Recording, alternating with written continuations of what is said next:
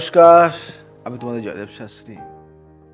আমরা কিভাবে আমাদের নিজেদের কুণ্ডলিতে আমার বুধকে শক্তিশালী করতে পারব? আপনি গ্রহ বুধের সাথে হস্তক্ষেপ করার আগে অনুগ্রহ করে আপনার কুণ্ডলী পরীক্ষা করে দেখুন এবং বুধকে শক্তিশালী করার জন্য এটি প্রয়োজনীয় কিনা। কেন? কারণ বুধ এমন একটি গ্রহ যা আপনাকে রাজা করে তুলতে পারে এবং আপনাকে আশ্রয় এবং বৃদ্ধাশ্রমে নিয়ে যাওয়ার সম্ভাবনা রয়েছে, যেখানে আপনি কষ্ট পাবেন এবং আপনি তো অটিস্টিক, বিজ্ঞানী, টাইপ এবং যারা হারিয়েছেন তাদের মতো আপনারা নিজেরা কষ্ট বুঝতে পারবেন না। তাদের মন শেষ। কারণ শিক্ষা, পরীক্ষা, ব্যবসার ক্ষেত্রে আমি সবসময় বুধ গ্রহের পক্ষ। কিন্তু কিছু লোক আছে যারা আশীর্বাদ এলে তা সামলাতে পারে না। রাহুর সাথেও আমি এরকম কিছু লক্ষ্য করেছি। বুধকে কখন শক্তিশালী করবেন, এই প্রশ্নটা সবার মনে কিন্তু ঘুরে ফিরে বেড়ায়। আমি জয়দেব শাস্ত্রী, আমি আপনাকে প্রশ্ন করলাম, কখন করবেন বুধকে শক্তিশালী? যখন বুধ সূর্যের সাথে থাকে, বুধ আর রবির কম্বাইন্ড যোগ, তখন কি যোগ হয়? বুধাদিত্য যোগ।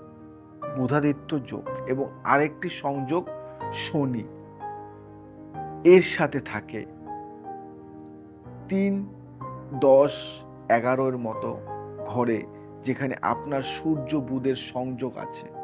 বুধ সপ্তম ঘরে বেশিরভাগই বিয়ের উদ্দেশ্যে। কখন বুধকে শক্তিশালী করবেন না এটাও জানা দরকার। সবসময় বুধকে শক্তিশালী করলে যে ভালো ফল দেবে তা নয়।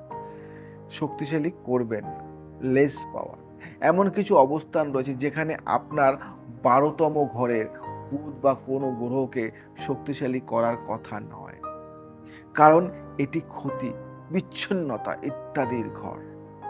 সেই 12তম ঘরের গ্রহগুলিকে ভারসাম্য বজায় রাখুন, তবে কখনোই তাদের পরাভূত করবেন না। পারদকে কখনোই এমন কোনো বাড়িতে শক্তিশালী করবেন না যেখানে এটি একমাত্র গ্রহ।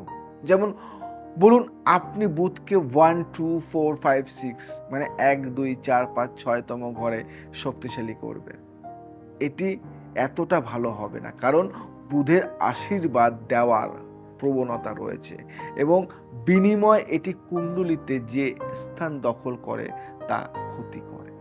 বুঝতে পারলেন? নাহলে আমি আরো সহজভাবে আমি আপনাদেরকে বলবো। আরেকটি জিনিস, রাহু ও কেতুর সাথে থাকলে বুধ কখনোই শক্তিশালী হয় না। এ কারণে নয় যে তারা শত্রু বা যেমন, আসলে রাহু এবং কেতু বুধের সাথে ভালো খেলে এটি সেই সংমিশ্রণের শক্তির ওভারফ্লো যা আমি চিন্তিত। বুধ রাহুর যুক্ত থাকার সময় অত্যাধিক বুদ্ধিমত্তার কারণে তাদের মন হারাতে দেখেছি। কিছু ধনী মডেল যারা ধনী হওয়ার পর এবং ভালো জীবনযাপন করার পর আত্মহত্যা করেছে, তবে তারা বুধ রাহুর কারণে অত্যাধিক যৌক্তিক এবং অত্যাধিক নিয়ন্ত্রণে পরিণত হয়। আত্মহত্যার ক্ষেত্রে প্রায় প্রত্যেক ব্যবসায়ী হয় চন্দ্র সংক্রান্ত সমস্যা থাকে, যা তাদের কুণ্ডলিতে বুধ রাহু বা বুধ একক সমস্যা থাকে। এমন কিছু মানুষ আছেন যারা বিবাহের বাইরে মানে বিবাহ বহির্ভূত সম্পর্কের ক্ষেত্রেও মঙ্গল কেতু এবং বুধ কেতুর সংমিশ্রণের কারণে মহিলাদের দ্বারা প্রতারিত হন। এত কিছু জানা ছিল কি আপনাদের? আরো জানবেন। জয়দেব শাস্ত্রী থাকলে আপনাদের জানতেই হবে।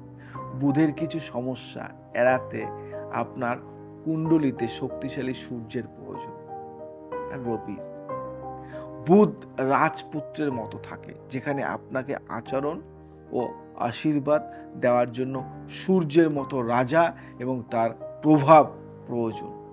এই কারণেই আমি অনুভব করি বুধাদিত্য যোগ যে কারো পক্ষে বুধকে পরিচালনা করার সহজ করে তোলে।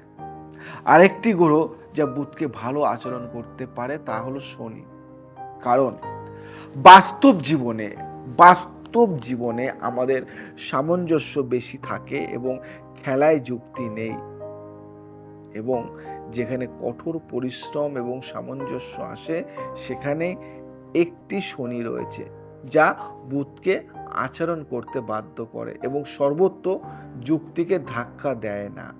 এটি একটি কারণ উদারপন্থী, অত্যাধিক বুদ্ধিজীবী, অত্যাধিক শিক্ষিত লোকেরা মধ্য বয়সের পরে মন হারাতে থাকে এবং তাদের তথাকথিত আদর্শ লজিক জগৎ পরিচালনা করতে এবং বাস্তবে ফিরে আসার জন্য তাদের শক্তিশালী শনি প্রয়োজন।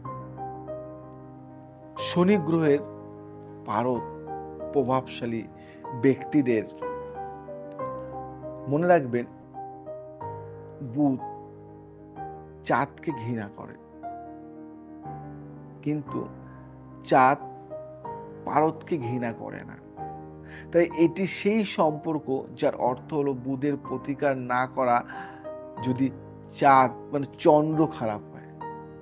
আপনার পারদ চাঁদের সাথে বা চাঁদের ঘরে থাকলে গলায় রূপোর চেনি ব্যবহার করুন। বুঝতে পারলেন কোথা থেকে রেমেডি আসে, কোথা থেকে গ্রহ আসে, কোথা থেকে কি হয়? আপনার ধনু লগ্ন, মীন লগ্ন, বৃশ্চিক লগ্ন, মেষ লগ্ন এবং চন্দ্র লগ্ন রাশি থাকলে বুধকে শক্তিশালী করবেন না। কেন? কারণ বুধ এই লগ্নে কিছু খারাপ ফল দেখিয়েছে, যদিও ঘরের ব্যাপার, কিন্তু সাধারণত বৃহস্পতি, চন্দ্র এবং মঙ্গল ভিত্তিক লগ্নগুলি বুধের নেতিবাচক ফলাফল দেখেছে। বিশেষ করে বলুন, ধনু লগ্নে বুধ থাকবে মারক, মীন লগ্নে বুধ কিছু নেতিবাচক ফলাফলও দেখাবে। আরেকটি বিষয়, আপনি যদি সবচেয়ে যুক্তিবাদী টাইপের, বুদ্ধিমান টাইপের না হন, তবে ব্যবসা এবং অর্থের জন্য বুধের পিছনে ছুটবেন না। পরিবর্তে ভগবান বিষ্ণু এবং গণেশের সাথে লেগে থাকুন। নির্দিষ্ট গ্রহগুলিকে নিয়ন্ত্রিত করে এমন দেবতারা জিনিসগুলিকে ভারসাম্য বজায় রাখে। তাই বুধের সাথে ঝামেলা করার আগে নিশ্চিত হয়ে নিন যে আপনার কুণ্ডলিতে বা আপনার কুষ্টিতে বুধের অবস্থান আপনার উন্নতির জন্য অনুকূল। আজ যে বিষয়গুলি আলোচনা করলাম বারংবার শুনবেন, লিখে রাখবেন, রেকর্ডিং করে রাখবেন, সেভ করে রাখবেন, শেয়ার করে রাখবেন, কাজে দেবে। বুধকে শক্তিশালী করতে আপনি করতে পারেন এমন কিছু জিনিস আজ আমি বলবো। পাখিদের সবুজ মুগ দিন, মুগ ডাল যে কোনো পাখি করবে। কবুতর পায়রা অনেক ভালো। বুধবার ভগবান গণেশকে সবুজ ঘাস বা দুর্বা দিন। মহিলাদের সাথে তর্ক করবেন না, এমনকি তাদের সাথে মারামারিও করবেন না, এটি চন্দ্র এবং পারদের ক্ষতি করে। 10 বছরের কম বয়সী ছোট মেয়েদের সাহায্য করা আপনার যে কোনো প্রতিকারের চেয়ে দ্রুত উন্নতি করবে। তাদের শিক্ষাগত স্থির দেওয়া, আর্থিকভাবে সাহায্য করা উপকৃত হয়। এগুলি ছাড়াও ভগবান বিষ্ণুর জন্য নির্দিষ্ট মন্ত্রগুলি জপ করা আছে। এটি বৃহস্পতি, বুধ এবং সূর্যের সাথে সাহায্য করবে। বিষ্ণু সহস্র নাম এবং হলুদ তারা মন্ত্র শুনুন। হলুদ তারা মন্ত্র শুনুন, যা বুধের সমস্যায় অনেক সাহায্য করবে। আরও সুনির্দিষ্ট প্রতিকারের জন্য কুণ্ডলী বোঝায় প্রয়োজন হবে। স্পর্শ পারদ গ্রহ শুধুমাত্র যদি আপনি এটি পরিচালনা করতে পারেন। অত্যাধিক ক্ষমতা সমাধানের চেয়ে বেশি পার্শ্ব প্রতিক্রিয়া আছে। এছাড়াও ভগবান গণেশের উপাসনা করা বুধকে ভারসাম্য বজায় রাখার জন্য এবং এটিকে পরাভূত না করার জন্য যথেষ্ট। এই তথ্যগুলি যদি আপনাদের ভালো লেগে থাকে শেয়ার করুন, সাবস্ক্রাইব করুন এবং ফ্রেন্ড সার্কেলের মধ্যে একদম ছড়িয়ে দিন। কারণ বুধকে পজিটিভ ভাইব্রেশন দিতে এই জিনিসগুলি খুব দরকার। কারণ বুধ যদি আপনার গ্রহে পজিটিভ থাকে, ভাইব্রেশন থাকে, ভালো থাকে, তাহলে আপনাকে কে দেখে? সর্ব জায়গা থেকে, সর্ব কাজে, সর্বকর্মে, সর্ববিদ্যায় আপনি পারদর্শী। আজ আসি, আবার আসবো নতুন কিছু নিয়ে। ভালো থাকুন, সুস্থ থাকুন, সবাইকে ভালো রাখুন। নমস্কার।